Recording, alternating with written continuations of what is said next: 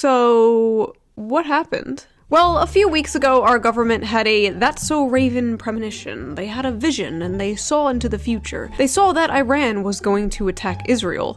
So we went ahead and attacked Iran. Now we're in some bullshit war. No, I am not joking. That's basically what happened. Despite the Pentagon saying there was no proof Iran was going to attack, it came to us in a dream. Source: we made it the f*** up. Now, there are many reasons floating around for this war. Israel, China, Russia, oil, Iran being 2 weeks away from having a nuclear bomb for the past 40 years, bringing democracy to Iran, and many other things, and we can discuss those things. Maybe it's all those things at the same time. But there is one thing I feel is just not getting enough attention. And that is the many people in our government who believe in a literal doomsday prophecy about this war, and are possibly pushing our president to take the necessary steps to make it happen. No, I am not joking. No, this is not a conspiracy theory. This is not the Candace Owens channel. This is a real thing, and we gotta talk about it. Now, I know I keep saying the next video is going to be a slop video. I know, I'm sorry, but things just keep happening. But that's okay, it will be over quick, and then we can get to the more important issues, like making fun of women on TikTok. So in this video, we will talk about this f***ass war. We will discuss the strange characters who are encouraging it, the doomsday cult they belong to, and I will crash out a little bit. Okay. A lot of it. The Iran war is an extremely hot topic that affects literally everything, from the stock market to gas prices to possible World War III. It feels like I wake up every morning and like 5 major historical events have happened while I was sleeping overnight. So it's pretty hard to keep up with the news lately. And that's why for 5 years now, I have been using today's sponsor, Ground News. So let's quickly give them a shout out before we get into this video, shall we? Ground News is a website and an app that gives readers a fun, easy, and transparent way to read the news from all across the political spectrum, from left, right, and center. Every story comes with a quick visual breakdown of political bias that helps you understand the full story and really make sure you're seeing both sides. It even tells you who these outlets are owned by, which is really cool. Ground News makes it really easy to compare headlines to see how political bias can really affect the framing of a story. For example, this story about how Trump says he's postponing strikes on Iran power plants. A right-wing outlet covered it like, oil goes down and the stock exchanges go back up to the green after Donald Trump talks about Iran. And a left-wing outlet covered it like, surprise, Trump tacoed out of his plan to obliterate Iranian power plants. As you can see, very different vibes here. One of my favorite features on Ground News has to be the blind spot feature, which shows you news stories that have been covered by one side of the political spectrum and ignored by the other. For example, here's a story about how Trump is still more popular than Kamala Harris and Gavin Newsom, despite everything that's going on. But they're still gonna run them in 2028, aren't they? 29 sources covered this, 70% of them were right-wing, and only 15% were left-wing, probably because it's a little embarrassing. I have been using Ground News for years now. It is one of the first apps I look at when I wake up in the morning. But don't just take my word for it. Even the Nobel Peace Center called it an excellent way to stay informed, avoid echo chambers, and expand your worldview. Best of all, I am currently offering 40% off their Vantage plan, which is the plan I use to get all of their amazing features. So go to ground.news/shoe, that's ground.news/shoe, or use the QR code right here on screen, or the link in the video description. I think what they're doing is really important, especially right now. I feel like we need to see the news in a more transparent and balanced way. It is just a really great app and I recommend it. So thank you Ground News for sponsoring this video, and thank you the viewer for not skipping the ad, as always. Right? Now let's get back to the video. Happy day 24 of the special 2-week military operation, everybody. We did it! Mission accomplished. I feel like every day I wake up and Trump is like, we won. And then something else blows up. And then again, he's like, we won. And then we're back at war, but it's not a war. But we won the war. Hey, maybe it will be over by the time this video uploads, because apparently Iran wants to talk to JD Vance. JD Vance is apparently the peacemaker here. Imagine the Iran war. Imagine possible World War III even. In the hands of a shoe-on-head fan. We're all gonna die. People word for word, bar for bar, repeating the NPC talking points that we heard during the Iraq War. This Middle Eastern country is building weapons of mass destruction. They hate America. We're gonna bring them democracy. It's all the same shit. It's all the same people pushing for this shit. Only this time we have social media and we are seeing war propaganda from all sides being debunked right in front of our eyes. Social media has like truly been the worst thing that has ever happened to the government. Imagine like getting away with decades and decades of propaganda now being debunked in real time by people called like pee poo poo 69. Brutal. Sorry, I have to like white balance my camera. I'm using... It's story time! I'm gonna be the new Miss Rachel. Today's number is 7, and we're gonna talk about Tower 7! Anyway, I'm not the kind of person that's like, oh, I hope Iran wins. That's like, I saw people saying that, like, that is psychotic. I don't want to go down with the USS Great Satan, you know what I mean? Like, if we're in a war, I want to win the war. I just don't understand why there has to be a war. We know regime change doesn't work. We've tried this already. It never works. We always make shit worse. We're not the world police. There are so many people all over the world suffering, but our priority as America is to take care of Americans. And the American people are suffering. And now we're asking for $200 billion for war. $200 billion. Notice nobody's like, who's gonna pay for that? When it's shit like war, but when it's for your mom's diabetes medication, it's pull yourselves up by your bootstraps.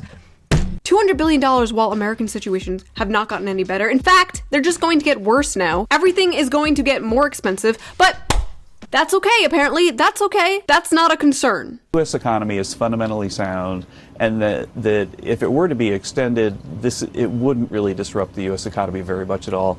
It would hurt consumers, and we'd have to think about, you know, if that continued, what we would have to do about that. But that's like really the last of our concerns right now. Consumers, that's what we are to these people. Just good little obedient bug people, gonna go see a Marvel movie, maybe buy a Labubu, eat a little Dubai chocolate. We have no soul, no lives, no families to take care of. We are just consumed. And when we can't take care of those families, you know what their solution is? What's their solution?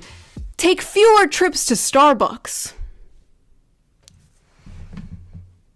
If I say what I am thinking, I will be banned off YouTube, so I will simply be silent. Gas is gonna be like a fucking $1 billion, but that's okay, guys. Short-term pain, long-term gain. This is a short-term disruption for the long-term gain. Short-term pain for the long-term gain. Short-term pain be for long-term gain. We're gonna have some short-term pain with long-term gain. Short-term pay for a long-term gain. Some short-term pain, yes, but we've got some long-term gain. Short-term pain for American consumers. Short-term is highly outweighed of the long-term benefits. Some short-term pain for the long-term gain. What in the NPCS is this? It is your patriotic American duty to unplug the TVs in your parents' and grandparents' house right now. Destroy their satellite dishes. Log them out of Facebook. It is up to us to stop the boomers from sending the Zoomers to another war in the Middle East. The amount of people who were anti-regime change war, like last Thursday, who have completely 180'd is fucking insane. I literally have no theory of mind for being that hyper partisan brained. Like, a lot of these people are just like totally for this now because it's Trump doing it. Some of you are cattle.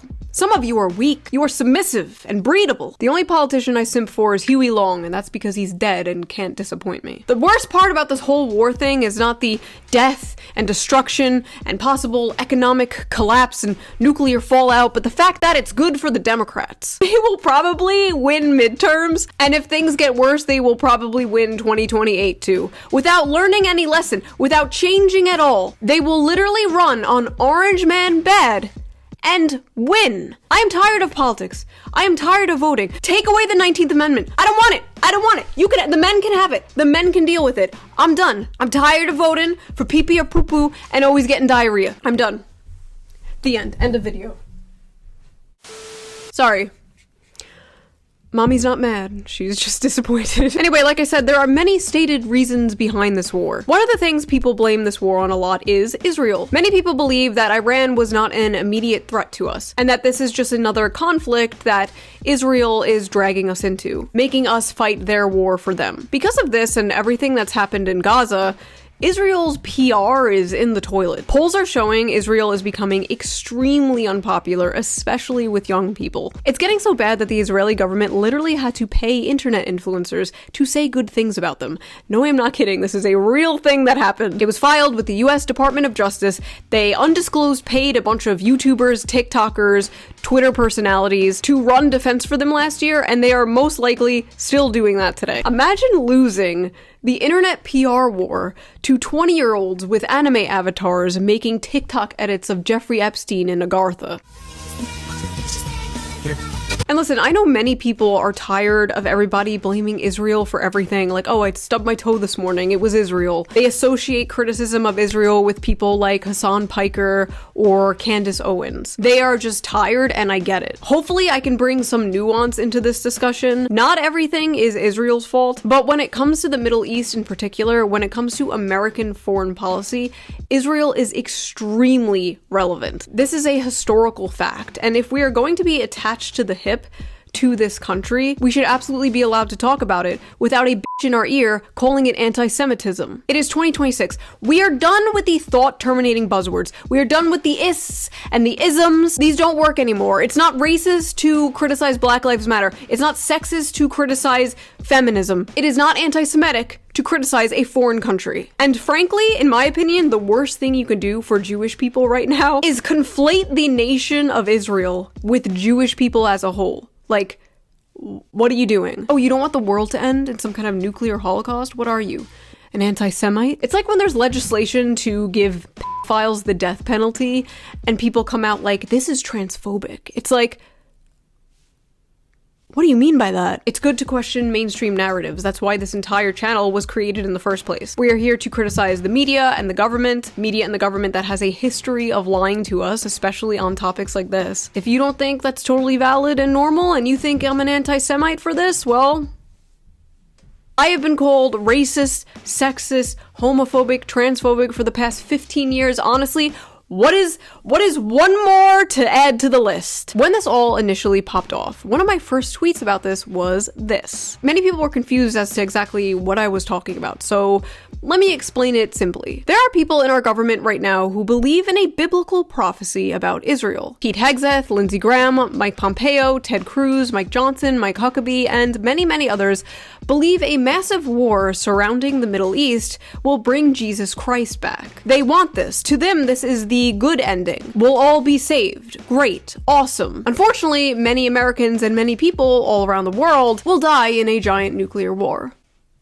Not great. Bad, even. This particular religion is called dispensationalism, a type of evangelical Christianity that became popular in the 20th century. That's right, today we are talking about the EQ. The evangelical question. Evangelicals are one of the largest religious groups in America, and they are a huge, important voter bloc. Important detail to remember. What you have to understand is evangelical Christianity is absolutely f***ing obsessed with the end times. This isn't just like an offhand thing that's mentioned in the Bible and they bring up sometimes. No, this is like their whole f***ing thing. It's like all their talks, their sermons, their books. Basically, they are extremely horny for the end of the world. And many of those people are in the president's ear right now. Strike and strike and strike and strike and strike and strike and strike and strike. For angels are being released right now. Angels are being dispatched right now. Hamanda ata ata raka teda baka sanda ata ambo osa kata rite eke banda ata riki. That schizo is Paula White Cain, Trump's current spiritual advisor. Like most evangelicals, she considers Israel her spiritual home, thinks Christians should be mandated to go to Israel in order to go to heaven, and believes that backing Israel is a biblical mandate. Now, what the f*** am I talking about? What do these people mean by biblical mandate? Well, thanks to the Scofield Bible, a version of the Bible that placed little like notes next to everything that explained the biblical text, evangelicals believe it is their duty to protect Israel. You're probably thinking like, okay, so what? Like, we have overlapping interests with Israel. Who cares if these evangelicals want to protect Israel, right? Well, there's a little more to it. Basically, the evangelical dispensationalist belief goes like this. Step 1. The Jewish people return to the land of Israel. Step 2. Israel becomes the main character in a massive war. Step 3. Global destruction called the Tribulation occurs. Step 4. Armageddon happens. And step 5. Jesus Christ returns.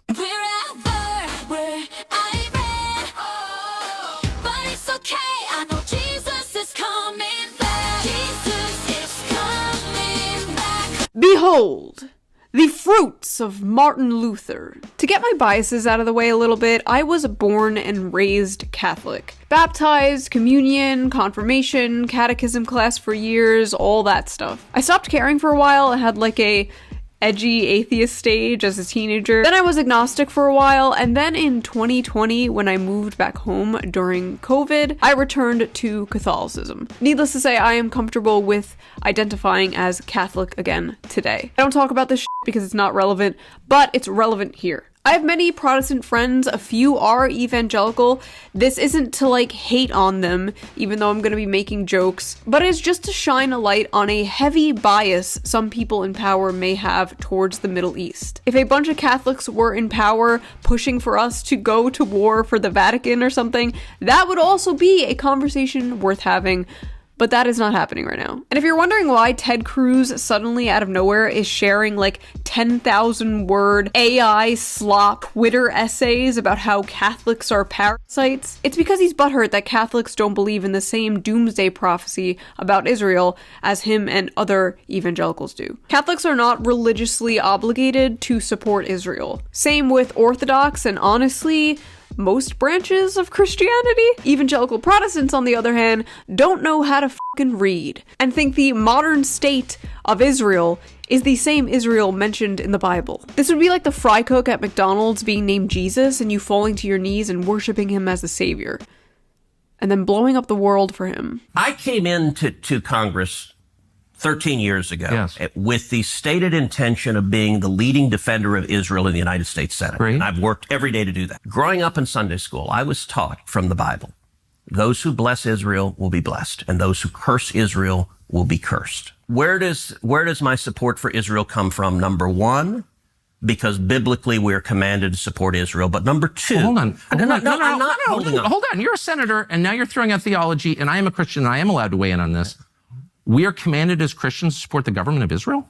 We are commanded to support Israel. To think all of this could have been avoided if we simply named Israel Sand, New Jersey. Dispensationalists take the Bible extremely literally. They're basically like the autism of Christianity, which is why so many Protestant evangelicals in our government are Zionists. Now, let's discuss the word Zionist, because I know that word like makes some of you cringe, and I don't blame you, because it's kind of just like thrown around so haphazardly today. It basically means nothing anymore. There are Zionists of all races and religions. Not all Jewish people are Zionists. Not all Zionists are Jewish. Most Zionists in our government are not Jewish. So don't let them ever guilt trip you into thinking you're anti-Semitic for criticizing people like Ted Cruz. Also, it's not anti-Semitic to criticize the Jewish people in our government either, like Randy Fine. Bro is a freak. There is a reason the first time I shook Netanyahu's hand, I did not wash it until I could touch the heads of my children. What the f***?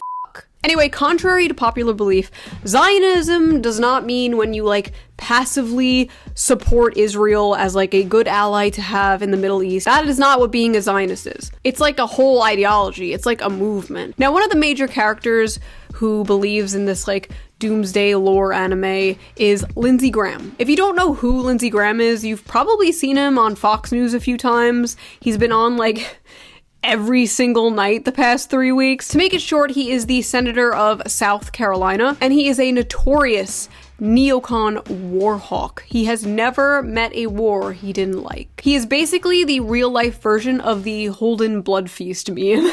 That is Lindsey Graham. So Lindsey, girl's name by the way, believes that defending Israel is God's will and has said things like, if America pulls the plug on Israel, God will pull the plug on us. And I wouldn't blame anybody if they assumed he was the senator of Tel Aviv and not the senator of South Carolina. When his own state was hit with a massive hurricane, bro said this. Elon Musk for that.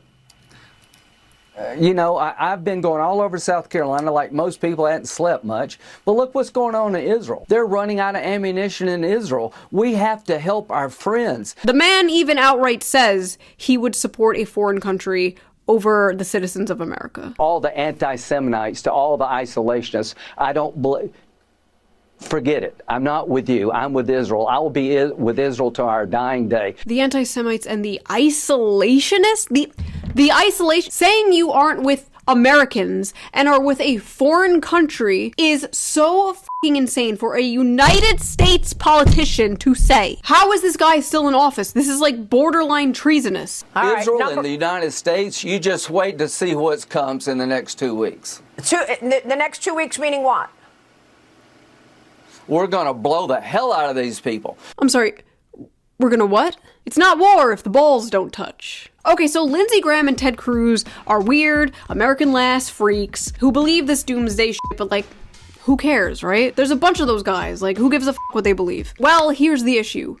Ted Cruz and Lindsey Graham might be the little birdies in Trump's ear pushing us to do this war. I urged the president to launch this attack. As you noted, I was with him pretty much the entire day on Friday before the attack launched on Saturday. Pretty much the whole time he was asking me what I thought we should do on Iran. And Lindsey Graham apparently had direct contact with Netanyahu. To help make the case on Iran, Graham traveled several times to Israel in recent weeks, meeting with members of the country's intelligence agency. They'll tell me things our own government won't tell me, he said. He spoke with Israeli Prime Minister Benjamin Netanyahu, coaching him on how to lobby the president for action. Netanyahu showed the president intelligence that persuaded Trump to go ahead, Graham said. Ah yes, Netanyahu, someone we should definitely listen to when it comes to this subject. There is no question whatsoever that Saddam is seeking and is working and is advancing towards the development of nuclear weapons. No question whatsoever.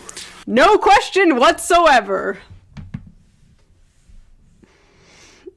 It's crazy how I literally warned about this happened. Like months ago, I literally warned the administration, keep away from Lindsey Graham.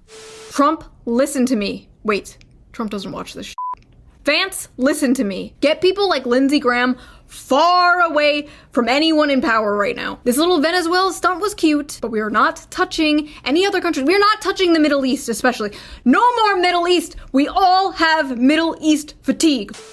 I just need to say, I don't like being correct about this stuff. I would rather be wrong. I would love nothing more than to be f***ing wrong about everything. If we don't put boots on the ground, if we don't create a new forever war, that would be the best thing ever. You can come back to this video and say, na boo boo, you were wrong. And I would be like, hell yeah. Fantastic. That would be wonderful. I will personally write a handwritten letter apologizing to Cat Turd for not trusting the plan. I don't know what the f is gonna happen. All I know is I saw a commercial for the military with white men in it. So, not a good sign. And right now, as I am making this video, our good friend Lindsey Graham is talking about putting boots on the ground. Here's what I tell President Trump. Keep it up for a few more weeks. Take Carg Island, where all of the resources they have to produce oil. Control that island. Let this regime die on a vine. Is this going to, though, take Carg Island? Is it going to involve U.S. troops on the ground? We did Iwo Jima. We can do this. We did Iwo Jima. We can do this. What the f? For those unaware, Iwo Jima was one of the most brutal battles of World War II. About as many Americans died in that battle than all of the Iraq and Afghanistan war combined. This guy's a f***ing freak, dude. Also, who the f*** is we? We? You enlisting Lindsey Graham? Bitch.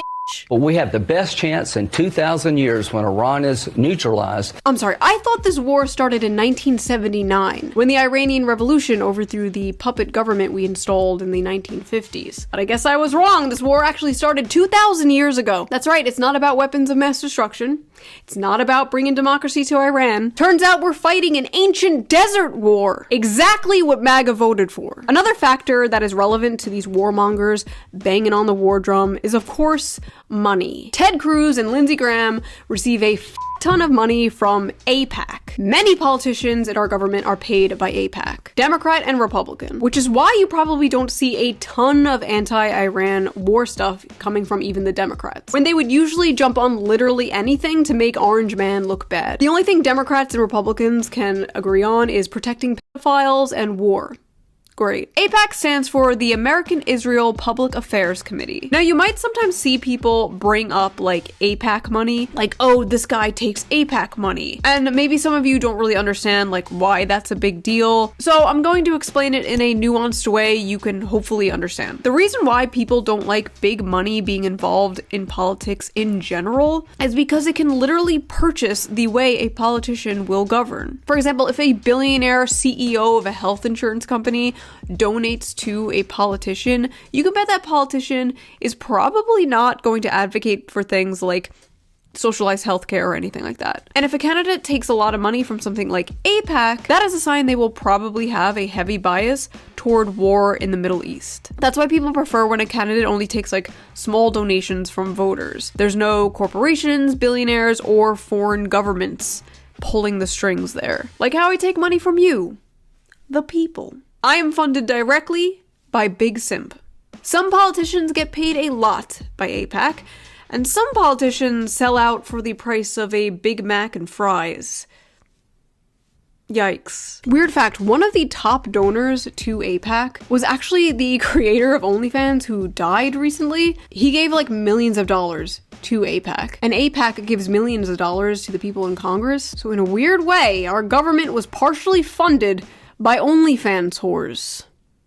Checks out. But you gotta understand, a lot of these guys would do it for free. Hypothetical. One country must no longer exist. A, the United States. B, Israel. Choose. Read Revelations and report back. When people talk about the separation of church and state, this is the shit they're talking about. What the f***?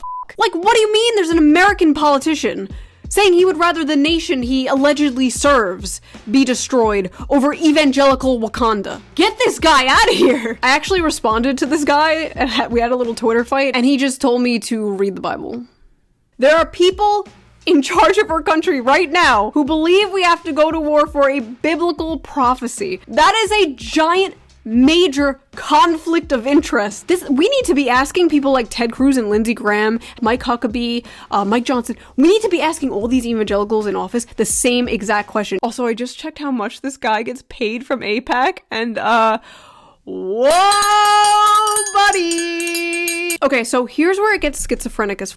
While I am telling you this, please keep in mind, I don't believe this. This is what they believe. Because as I was writing this, I felt like a crazy person. With the evangelical doomsday lore, there is something called the Third Temple. In Judaism, there were two temples. There was the first temple built around 10th century BC, and the second temple rebuilt around the exile. And the third temple is this idea that a new Jewish temple will be built on the Temple Mount in Jerusalem to help usher in end times. Also, interesting side note here, Jewish people, especially Orthodox Chabad Jews, who are basically like the evangelicals of Judaism, believe building this temple will not bring on the end times, but the Messianic Age, otherwise known as the Golden Age, where everyone will live under Noahide laws, where the concept of worshiping Jesus would basically be illegal. Meanwhile, the evangelical end times, the Jews will convert to Christianity. So Christians and Jews are both looking to build this thing for very different reasons that do not complement each other at all, yet they are both working together to do it, and both think they will be right in the end. Pete Hegseth, our Secretary of War, has openly talked about rebuilding the Third Temple. And there's no reason why the miracle of the reestablishment of the temple on the Temple Mount is not possible. Man, we just want affordable homes and groceries. What is this shit? And Pete Hegseth, according to the president, is apparently the guy who does not want the war to end. I said, Pete and General Raisin Cain, I think this thing's going to be settled very soon. Here they go. Oh, that's too bad. Pete didn't want it to be settled. So, what is so bad about rebuilding this temple? If none of this is true, like, who gives a shit? Like, freedom of religion. Well, here's the issue. If the goal is to trigger a massive war in order to get Jesus to return, they will do shit to make that happen. They will want to destroy and destabilize the Middle East, and they will use your sons and daughters to do it for them. I go back to South Carolina, I'm asking them to send their sons and daughters over to the Mideast. Wow, the childless warmonger with no stake in the future and moles on his ass wants our children to go fight and die in another pointless war? That last thing is true, by the way, about the moles. Look it up. Actually, don't. You'll regret it. Don't. Also, the area they want to build this temple thing on already has, like, a big mosque on it called the Al-Aqsa Mosque. I don't know how to fucking say that. And destroying this site would have, like, devastating consequences for the Middle East and for us. Not that they care. Just keep an eye out if that Al-Aqsa Mosque gets conveniently destroyed by a rogue Iranian missile or something in the upcoming days of this war. So yes, it is a holy war. We are being non-consensually dragged into a holy war by 3 different sets of desert people, just as I started to get my life together. Now here is the important question. Could all this doomsday talk these politicians are saying out loud just be religious pandering to the massive evangelical population that votes for the GOP to get them to vote for a war that is ultimately about, you know, like land and weapons and territory or whatever the Yes, absolutely yes. It could all be bullshit. They might not actually believe it. I mean, a bunch of politicians, like, they're going to islands and, like, rape kids. You think these people believe in God? But remember, like I said,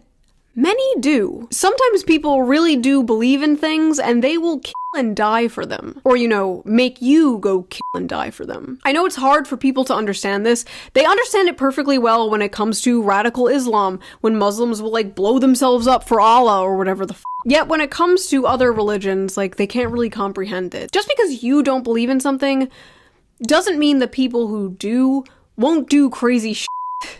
Like, because they believe in something. US commanders across more than 30 military bases told troops the Iran war was part of God's plan and linked it to Armageddon. A commander said Trump was anointed by Jesus to light the signal fire in Iran to cause Armageddon. The Military Religious Freedom Foundation says it has received over 110 similar complaints describing the war as biblically sanctioned and a sign of the Christian end times. So here's the question.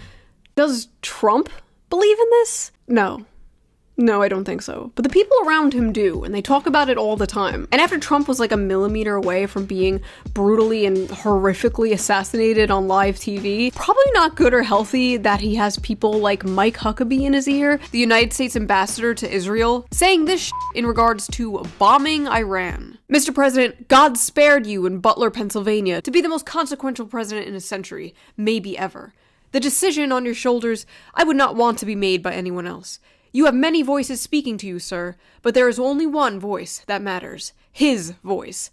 I am your appointed servant in this land, and I am available for you, but I do not try to get in your presence often because I trust your instincts. No president in my lifetime has been in a position like yours, not since Truman in 1945. I don't reach out to persuade you, only to encourage you. I believe you will hear from heaven, and that voice is far more important than mine or anyone else's. You sent me to Israel to be your eyes, ears, and voice, and make sure our flag flies above our embassy. My job is to be the last one to leave. I will not abandon this post. Our flag will not come down. You did not seek this moment. This moment sought you. It is my honor to serve you. Mike Huckabee. Not since Truman in 1945. What did he mean by this, chat? In conclusion, evangelical Wakanda is an interesting aspect to all of this to consider. It might not be the only cause of the war. I don't think it is. I think there's many different reasons. But I think it is pretty important to consider the fact that there are people in power right now who are very close to the President of the United States who may be a teeny itsy bitsy bit biased when it comes to war in the Middle East. Also, draft Lindsey Graham. That is all. Thank you for your attention to this matter. If you guys want a completely uncensored version of this video with no bleeps, donate to my Patreon, link down below. All Patreons get a raw version of each video a day before. Become a member of Big Simp today. Also, big shout out to Ground News again for sponsoring this video. It was hard to get a sponsor for this video. I was about to do it with no sponsor, and Ground News was like, sure, we'll do it. Talk about whatever you want. Like, that's based. That's based. Go give them some love. And I will see you guys next time with a slop video. I promise.